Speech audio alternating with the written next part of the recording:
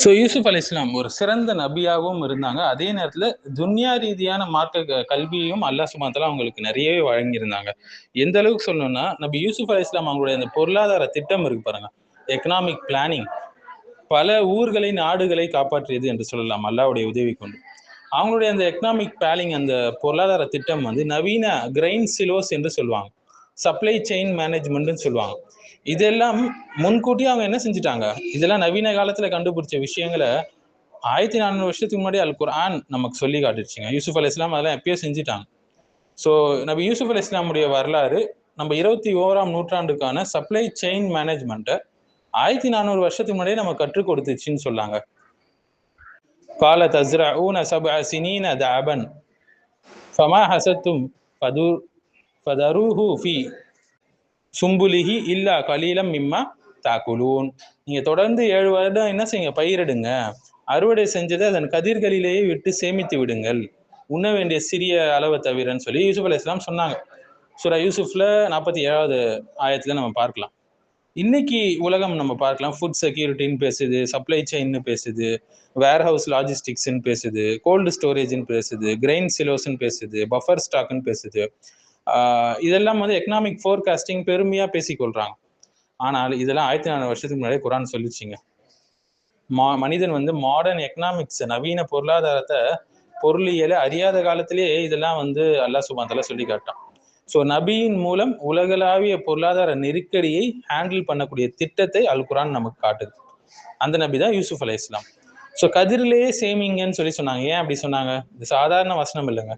இன்று விஞ்ஞானிகள் என்ன சொல்றாங்கன்னா, கிரெயின்ஸை வந்து அதன் ஹஸ்க், ஷெல், அதாவது ஏர் சொல்லுவாங்க, இதுலேயே வச்சாதான் மாய்ஸ்டர் குறையும், பூச்சிகள் வந்து அதை அட்டாக் பண்றது குறையும், ஃபங்கஸ் குரோத் ஆகுதுல, வளருதுல, அதுவும் குறையும், அதனுடைய ஷெல்ஃப் லைஃப் அதிகரிக்கும் என்று சொல்றாங்க இன்னி நவீன விஞ்ஞானிகள்.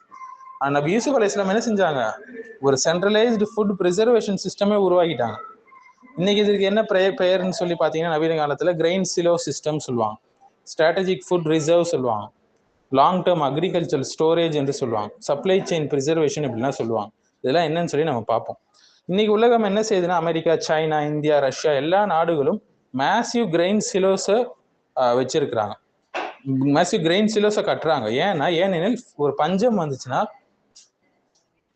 நம்மளுடைய சூப்பர் மார்க்கெட் காப்பாற்றாதுங்க, அமேசான் வேர் ஹவுஸ்லாம் நம்மளை காப்பாற்றாது, அரசு வந்து ஒரு ரிசர்வ் ஸ்டோரேஜ் வச்சுக்குது பாருங்க, அதுதான் நம்மளை காப்பாற்றும்.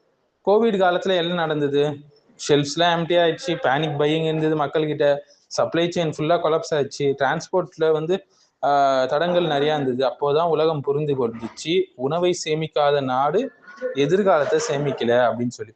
ஸோ யூசுப் அலை இஸ்லாம் என்ன செஞ்சாங்க, அவங்க வெறும் கனவுக்கு மட்டும் விளக்கம் சொல்ல, அவங்க வந்து ஒரு எக்கனாமிக் ஃபோர்காஸ்டிங் பண்ணாங்க, ஒரு அக்ரிகல்ச்சர் பாலிசியே அமைச்சு கொடுத்தாங்க, ஒரு ரேஷனிங் சிஸ்டம் அதை வச்சாங்க, அடுத்து ஸ்டோர் மேனேஜ்மெண்ட் எப்படி செய்யணும் என்பதை கற்றுக் கொடுத்தாங்க, கன்சப்ஷன் கண்ட்ரோல் செஞ்சாங்க, நேஷனல் கிரைசிஸை பிளான் செஞ்சாங்க.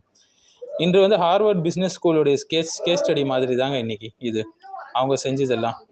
ஸோ கிரெயின் சிலோஸ்னா என்னன்னு பார்த்தீங்கன்னா, இன்றைய பெரிய சிலோஸ் என்ன செய்யுதுன்னா, ஸோ யூசுப் அலை இஸ்லாம் வந்து ஒரு விவசாய திட்டத்தையே கொடுத்தாங்க, எதிர்கால நெருக்கடியை முன்கூட்டியே அறிந்தாங்க, உணவு பயன்பாட்டை கட்டுப்படுத்தினாங்க, சேமிப்பு முறையை உருவாக்குனாங்க, நாட்டுடைய பொருளாதாரத்தை பாதுகாத்தாங்க, மக்களை பஞ்சத்திலிருந்து காப்பாற்றினாங்க, எல்லாம் அல்லாஹ்வுடைய உதவியை கொண்டு. பெரிய பெரிய தானிய கிடங்குகள் இன்னைக்கு நம்ம பார்க்கலாம்ல, இன்னைக்கு நாடுகள் வந்து தானியத்தை நீண்ட காலம் காப்பதற்காக பெரிய பெரிய கிடங்குகளை கட்டுறாங்க இல்லைங்களா. இது உணவு பாதுகாப்புடைய அற்புத அறிவுன்னு சொல்லலாம், கதிர்களிலே வைங்க என்று சொன்னாங்க. அடுத்தது மத்திய சேமிப்பு அமைப்புன்னு சொல்லுவாங்க, சப்ளை வேர் ஹவுஸ் சொல்லுவாங்க. இன்றைய அரசுகள் முக்கிய இடங்கள்ல உணவுப் பொருட்களை சேமிக்கிறாங்க இல்லைங்களா. யூசுப் அவர்களுடைய முழு நாட்டையும் ஒரே சேமிப்பு அமைப்புக்கு கொண்டு வந்தாங்க. அடுத்தது பஃபர் ஸ்டாக் பாலிசி சொல்லுவாங்க. பஃபர் ஸ்டாக் பாலிசினா வந்து பஞ்ச காலத்துல பாதுகாப்பு திட்டம்.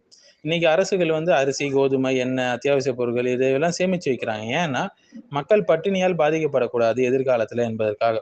அதே முறையை தான் யூசுப் அலை இஸ்லாம் அவங்க பல நூற்றாண்டுக்கு முன்னாடி செயல்படுத்திட்டாங்க. ஸோ இஸ்லாம் நமக்கு என்ன கற்றுக் கொடுக்குதுன்னா, சிலர் நினைக்கிறாங்க இஸ்லாம் என்பது வெறும் தொழுகை மட்டும்தான், நோன்பு, ஜக்காத் இது மட்டும்தான், வெறும் இந்த கிரியைகள் மட்டும்தான் செய்யணும்னு நினைக்குது. ஆனா குர்ஆன் என்ன கற்றுக் கொடுக்குதுன்னா, பொருளாதாரத்தை கற்றுக் கொடுக்குது, நிர்வாகத்தை கற்றுக் கொடுக்குது, தலைமைத்துவ பண்பை கற்றுக் கொடுக்குது, சமூக பாதுகாப்பை கற்றுக் கொடுக்குது, உணவை எப்படி நிர்வகிக்கணும்னு கற்றுக் கொடுக்குது, ஒரு நெருக்கடி மேலாண்மை எப்படி செய்யணும்னு கற்றுக் கொடுக்குது, எதிர்காலத்துக்கு எப்படி திட்டமிடணும் என்பதை சொல்லிக் கொடுக்குது. ஸோ முஸ்லிம் உலகிற்கான பாடம் என்னன்னு பார்த்தீங்கன்னா, பல நாடுகள் வந்து வெளிநாட்டு உணவின் மீது நம்பி இருக்கிறாங்க. உணவை நிறைய வேஸ்ட் பண்றாங்க, இஸ்ராப் செய்யறாங்க. சேமிச்சு வைக்கிறதுல பலவீனமாக இருக்காங்க.